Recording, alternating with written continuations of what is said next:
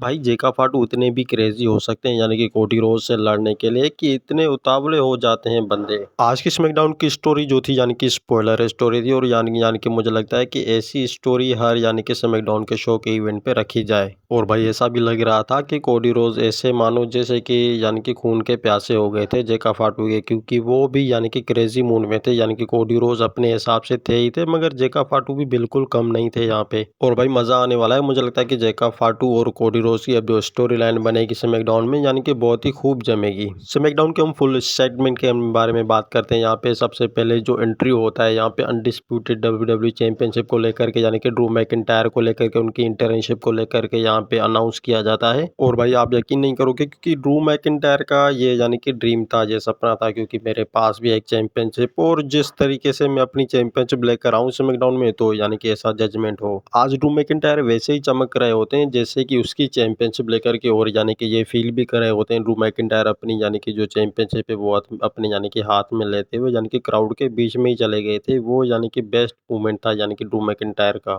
खैर ये excited movement जो था बहुत ही जल्द खत्म होने वाला था, क्योंकि यहाँ पे अनाउंस कर रहे थे ड्रू मैकिंटायर की अब मुझे जो भी यानी कि रॉयल रंबल का विनर देखने को मिलेगा और जो भी मुझे अपने तरीके से यानी कि स्पॉइलर करने की कोशिश करेगा तो मैं भी यानी कि एक्साइटेड हूँ यानी कि उस बंदे से मिलने के लिए जो यानी कि रॉयल रंबल में मेरा यानी कि पार्ट बनने वाला है अपनी चैंपियनशिप यानी कि मेरी अनडिस्प्यूटेड डब्ल्यूडब्ल्यूई चैंपियनशिप को चैलेंज करने के लिए यानी कि मुझे ड्रू मैकिंटायर को। पर भाई ड्रू मैकिंटायर की आंखें तो तब यानी कि धरी धरी रह गई, क्योंकि यहाँ पे जो बंदा आया था यानी कि ड्रू मैकिंटायर को ऐसा तो एक्सपेक्टेशन यहाँ पे नहीं था कि यहाँ पे जो है रैंडी ऑर्टन आरकेओ आएंगी। और मुझे लगता है कि जो यानी कि ड्रू मैकिंटायर ने अभी के टाइम के ऊपर जो फील किया है तो ऐसा समझ लो कि आरकेओ ही है यानी कि जो रॉयल रंबल में पार्टनरशिप लेंगे और विनर भी बन सकते हैं। और ये स्टोरी भाई उतनी ही क्रेजी थी क्योंकि ड्रू मैकिंटायर को लेकर के यहाँ पे ये भी फील था, क्योंकि उसकी अनडिस्प्यूटेड डब्ल्यूडब्ल्यूई चैंपियनशिप को लेकर के जो बंदा एक्साइटेडमेंट यानी कि हो सकता है तो वो आरकेओ यानी कि बेस्ट हो सकता है इस यानी कि इंजरी के हिसाब से। और जब यहाँ पे बातें शुरू होने ही वाली होती हैं तो यहाँ पे हमें एक और नया यानी कि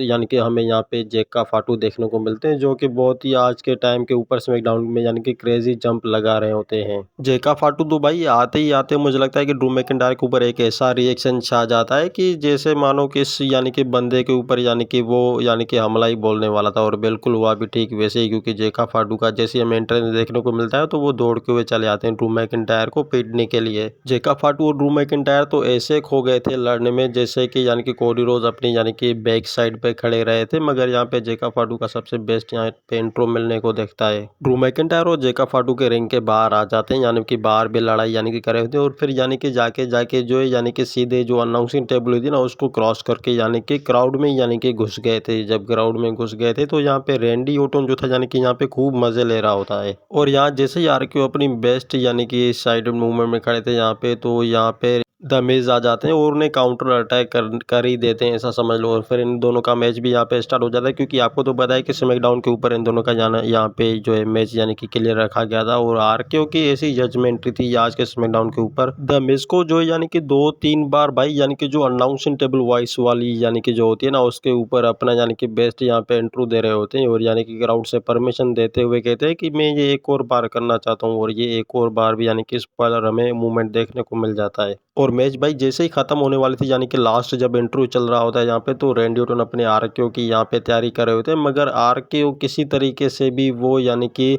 जो है यानी कि क्लियर नहीं लगता है। तो यहाँ पे जो द मिज होते हैं वो अपना यहाँ पे एक बेस्ट मूवमेंट हमें दे देते हैं आरकेओ को, और आरकेओ को फिनिशर तो वो लगा देते हैं। पर यानी कि यहाँ पे जो द मिज होता है वो क्लियर तरीके से जीत यानी कि नहीं जाता, यानी कि आरकेओ को पूरी तरीके से पिन नहीं कर पाता है। और जब यानी कि रैंडी ऑर्टन खड़े हो जाते हैं यानी कि दूसरा यानी कि अटैक करने के लिए यानी कि जो काउंटर अटैक होता है यानी कि जो द मिज का, और यहाँ पे जो है उसका काउंटर अटैक यानी कि लॉक करके यानी कि रैंडी ऑर्टन आरक्यू लगा देते हैं द मिज को, और इसी तरीके से जो यानी कि फाइनल पिन करते हैं तो वो आरक्यू रैंडी ऑर्टन कर देते हैं यहाँ पे। भाई ये मैच तो बहुत ही क्रेजी था। और अगले मैच के बारे में बात करते हैं तो यहाँ पे डेनियन ब्रीस और सोलो सिको का मैच हो रहा था, जिसके अगेन यानी कि जो सोलो सिको की टीम थी वो पूरी तरीके से यानी कि ध्यान भटका रही थी यानी कि डेनियन ब्रीस का। और इसी वजह से जो सोलो सिको होते हैं वो पूरी तरीके से अपने यानी कि चांसेस ऑफ द लॉसिंग यहाँ पे कर देते हैं। डेनियल बीच को यानी कि पूरी तरीके से इंजर्ड करने की कोशिश कर रहे होते हैं। और भाई कुछ भी हो, ये मैच जो था बहुत ही यानी कि क्रेजी था, क्योंकि सोलो सिकों के मैच भी इस तरीके से क्रेजी होते हैं जिस तरीके से वो बंदा है। मगर यहाँ पे डेनियल बीच अपनी लास्ट ऑफ द यानी कि मूवमेंट चलने जा रहे होते हैं, तो वो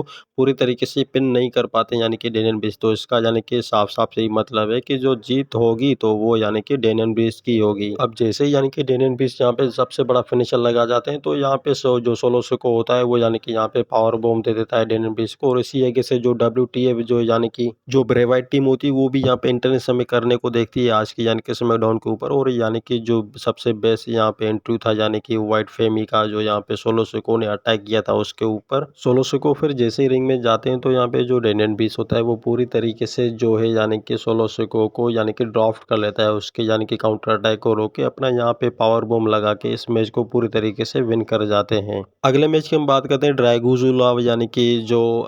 बंदा है यानी कि सेमी ज़ेन। तो भाई देखो सेमी ज़ेन की जो अभी के टाइम में फर्स्ट ऑफ द यानी कि लास्ट सेंचुरी चल रही है, वो तो आपको पता है कि वो अपने टाइम के पाबंद हैं। और मुझे लगता है कि रॉयल रंबल के लिए उसको यहाँ पे कुछ भी करना होगा, क्योंकि ड्रैगुजुला को वो किसी भी तरीके से हराना चाहते थे। और हाँ भाई, अगर आपको यकीन नहीं है तो आप खुद भी ये यानी कि जाकर देख सकते हैं कि यानी कि ड्रैगुजुला यानी कि जो सेमी ज़ेन का जो मैच था वो यानी कि बहुत ही परफेक्टली यानी कि शो ऑफ था इस तरीके से, क्योंकि यानी कि जो सेमी ज़ेन थे जो ड्रैगुजुला से लड़ रहे थे, तो पूरी तरीके से ड्रैगुजुला को थका देते हैं इस तरीके से, क्योंकि वो मैच आगे यानी कि कंटिन्यू नहीं कर पाता है। और सेमी ज़ेन का जो लास्ट काउंटर अटैक होता है वो बहुत ही खतरनाक होता है, क्योंकि ड्रैगुजुला कुछ भी यहाँ पे नहीं कर पाता है रिंग के साइड में। और सेमी ज़ेन इसी तरह से अपनी जो ड्राफ्ट किक होती है वो ड्रैगुजुला के लगा के यहाँ पे वो पूरी तरीके से मैच को विन कर जाते हैं। अब मुझे लगता है कि जो यानी कि रॉयल रंबल में अपनी इंटर्नशिप यानी कि बेस्ट देगा, तो ड्रैगुजुला कहीं ना कहीं से तो मुझे लगता है कि रॉयल रंबल में रिवेंज लेगा यानी कि सेमी ज़ेन से। और भाई आज की हम जो क्रेजी स्टोरी हम उसके बारे में बात करते हैं, तो देखो भाई कोडी रोड और जेका फाटू के बीच में आज के यानी कि स्मैकडाउन के शो में जो भी कुछ हुआ,